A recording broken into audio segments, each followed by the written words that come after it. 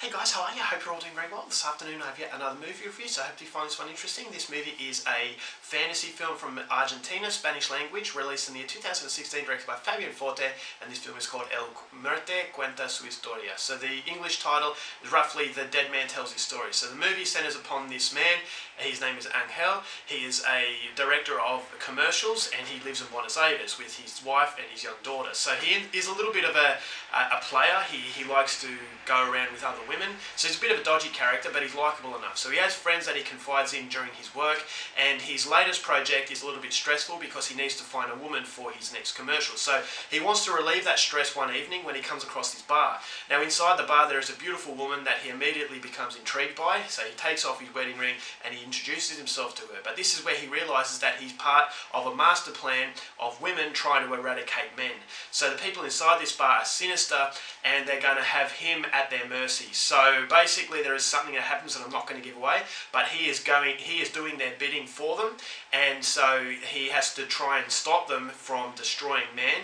And in order to do that, he has to team together with some males that are going through similar problems in order to try and defeat the females once and for all. So it's going to be a battle of sexes, and who comes out the winner is something you're going to have to find out for yourself, because that's as far as I'm going with my synopsis. Now my thoughts on Muerto Cuenta su Historia. I didn't really know what to expect coming into this film. Now with Argentinian cinema, it really is hit and miss. It really is Russian roulette. You get a lot of bad ones, but every now and then you come across one that's very interesting. And I definitely think Muerto Cuenta su Historia is one of those movies that's very interesting. And I was very happy with what I got, is because it is a movie that's very self-aware. It's not taking itself seriously, and it's definitely 90 minutes of pure fun.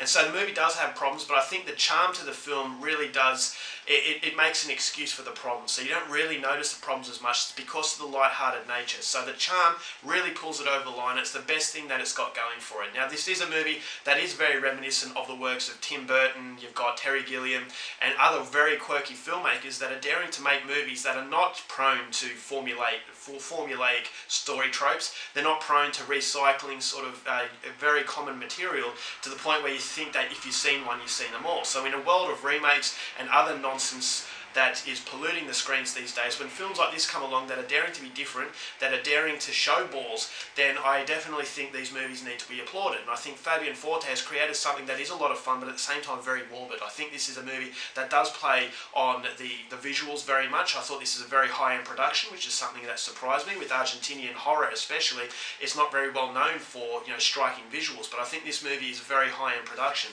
and I was very impressed by the actual technical levels to this film. I thought it was very mysterious. There's a lot of fog, there's a lot of mist, and it actually feels like in a very gothic sort of land, the gothic land that has been created by Tim Burton in the past. And so you've got this very gothic-like horror film that really does play on the senses, and it really does play on the visual senses. And so I really like the characters. They're very over-the-top caricatures, so you're not really grounded in realism. It actually feels like it's taking place in a different dimension, and that's why you can enjoy yourself as much as you can, is because this movie does take some very bizarre turns, and you're constantly thinking, where the hell is this director taking us? And I just think it was a very fun ride in actually wanting to know where the director exactly was taking us. So I thought the soundtrack contributed to the quirkiness the movie has going for it. There are some set pieces that are truly bizarre, which is something I really liked. There are moments that were very funny, and there are moments that were a little bit spooky as well. And it really does tackle a lot of subgenres as far as horror is concerned. You've got zombie lore, you've got vampire lore, you've got the sisterhood of witchcraft lore. So you've got all these different sort of ambitions to the film that do gel together very well, and I was very happy to see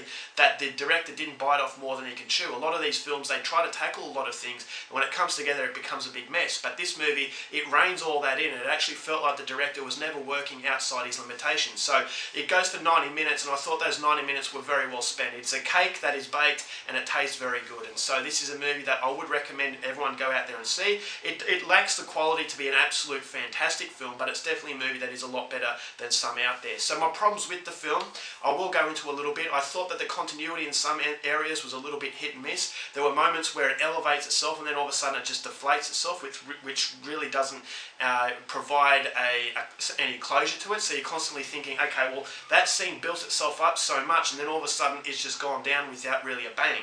And you think, okay, well, what was the director trying to do there? And there are a few moments where you actually feel that. You feel that it's trying to elevate itself to a point that it never reaches. And so I thought there was a little bit of a distraction there. You actually notice it quite considerably, especially towards the end. I thought there were moments where it felt like the director had an idea, but he didn't exactly know how to capitalise off that idea.